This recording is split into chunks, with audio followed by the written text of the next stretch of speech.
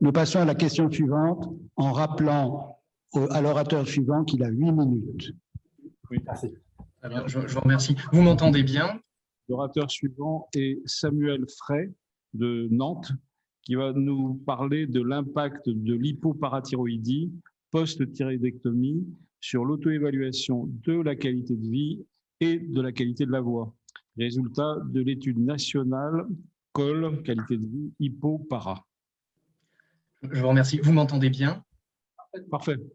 Parfait. Bien. Monsieur le Président, messieurs les modérateurs, chers membres de l'Académie, je suis interne de chirurgie digestive et endocrinienne au CHU de Nantes et je vous remercie de me donner aujourd'hui l'opportunité de vous présenter les résultats de cette étude qui traite effectivement de l'impact sur la qualité de vie et de la voix, donc de cette hypoparathyroïdie post-opératoire.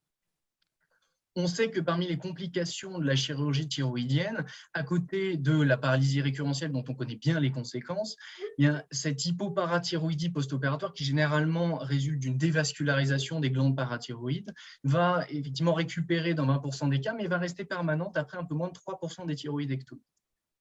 Une complication qui est très sous-estimée en pratique par les chirurgiens. En témoignent les résultats de cette étude il y a déjà quelques années où quand ils interrogeaient des patients hypoparathyroïdiens ici en noir et leurs chirurgiens en gris sur l'état de santé de ces mêmes patients, il y avait une grande discordance de réponses entre les patients et leurs chirurgiens.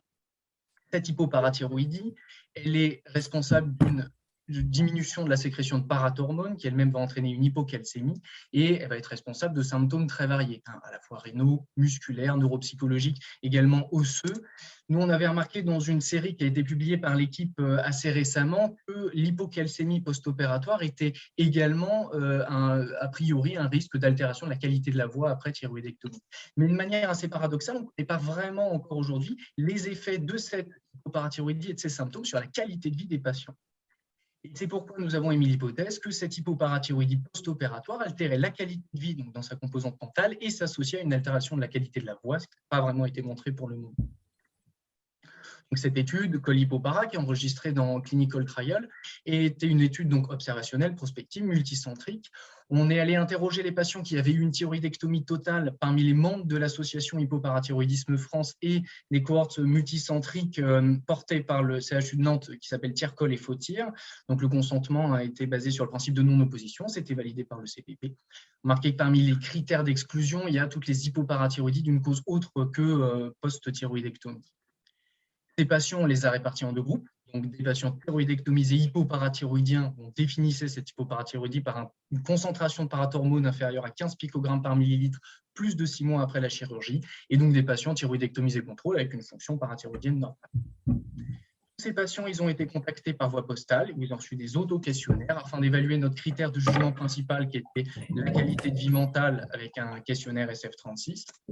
Et notre critère de jugement secondaire, qui était la qualité de vie physique, toujours avec le questionnaire SF36, la qualité de la voix avec un questionnaire VHI, Voice Handicap Index, et les symptômes de cette hypoparathyroïdie avec un questionnaire médical qui comprenait une liste de symptômes qu'on avait tirés de la littérature.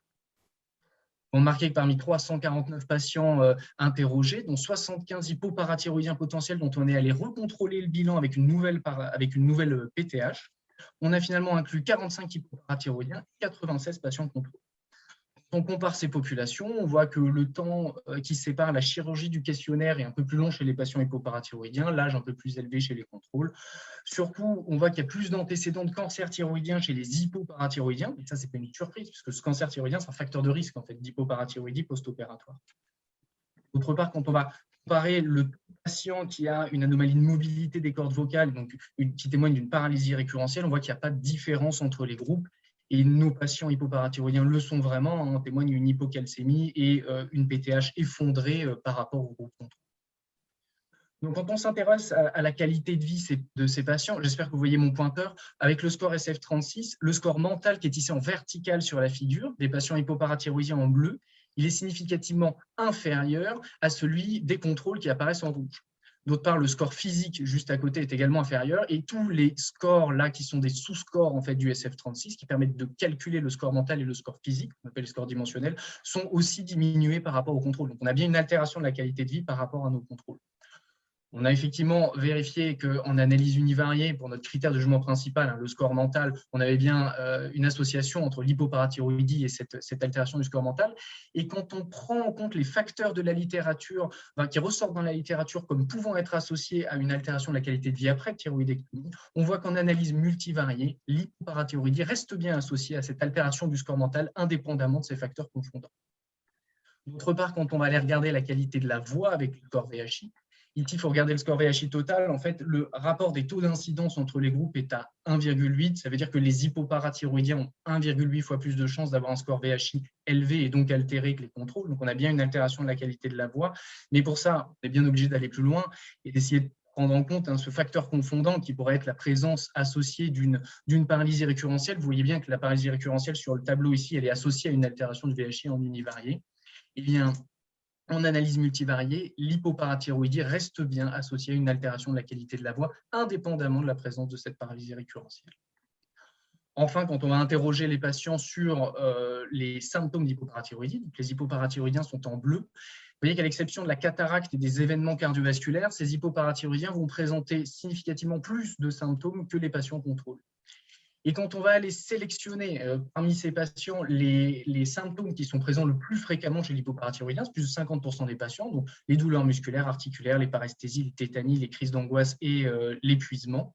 On voit que chez ces mêmes patients hypoparathyroïdiens, en analyse univariée, la présence de chacun de ces symptômes est significativement associée à une altération de la qualité de vie mentale, donc notre critère de jugement principal, et qu'en analyse multivariée, la présence d'au moins 2 de ces symptômes reste significativement associée à une altération de la qualité de vie. Remarquez que c'est également le cas quand le score VHI est altéré, donc que la voix est altérée. Donc au total, cette étude elle nous montre bien que l'hypoparathyroïdie post-opératoire s'accompagne d'une altération de la qualité de vie et de la voix. C'est la première étude qui montre que cette hypoparathyroïdie altère la qualité de la voix indépendamment de la présence d'une paralysie récurrentielle associée et qui fait également le lien en fait, entre ces symptômes d'hypoparathyroïdie, cette altération de la voix et cette altération de la qualité de vie. Donc les limites de cette étude, c'est, vous l'avez vu, il y a des petites différence entre les deux cohortes parce qu'on n'a pas apparié nos populations. On a préféré jouer sur la puissance plutôt qu'avoir une comparabilité parfaite. D'autre part, on n'a pas utilisé d'outils spécifiques dans le contexte de la thyroïdectomie pour l'évaluation de la qualité de vie, mais le SF36, c'est vraiment validé, ça nous permet vraiment de comparer avec la littérature. Et puis, on pourrait très bien nous dire que c'est une auto-évaluation, donc il n'y a pas de mesure objective de la qualité de vie et de la qualité de la voix. Mais à côté de ça, c'est l'étude la plus large qui étudie l'hypoparathyroïdie, la qualité de vie sur chez le patient hypoparathyroïdien en post-opératoire en termes de nombre de patients, avec une définition vraiment stricte de cette hypoparathyroïdie. On allait vraiment recontrôler nos patients, leur PTH, pour vraiment être sûr de l'inclusion, et avec un groupe de contrôle de patients thyroïdectomisés, donc tous hypothyroïdiens. Et enfin, l'auto-évaluation, c'est surtout le point de vue du patient, et c'est ce que vraiment on voulait montrer avec cette étude. Donc, on montre qu'effectivement, cette hypoparathyroïdie, c'est une complication qui est sévère de la thyroïdectomie. Nous, les chirurgiens, on doit effectivement le savoir, tout faire pour l'éviter et bien en informer les patients. Si les résultats vous intéressent, ils font l'objet d'une publication récente dans Annals of Surgery où ils sont présentés plus en détail. Je vous remercie beaucoup de votre attention et je tiens également à remercier tous les centres investigateurs ainsi que les patients de l'association Hypoparathyroïdisme France qui ont accepté de se prêter à cette étude. Merci.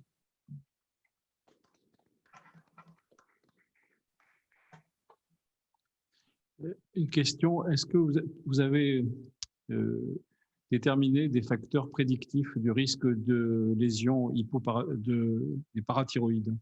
Alors, pas dans cette étude, on ne s'est pas intéressé aux facteurs de risque, ils sont assez décrits dans la littérature en pratique. On sait que la carence en vitamine D préopératoire, le cancer thyroïdien, les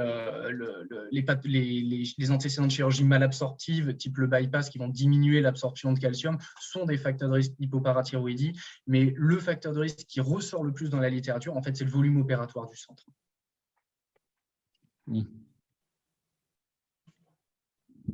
Merci beaucoup de cette très belle présentation et de l'accent original mis sur l'association altération de la qualité de vie et altération de la voix.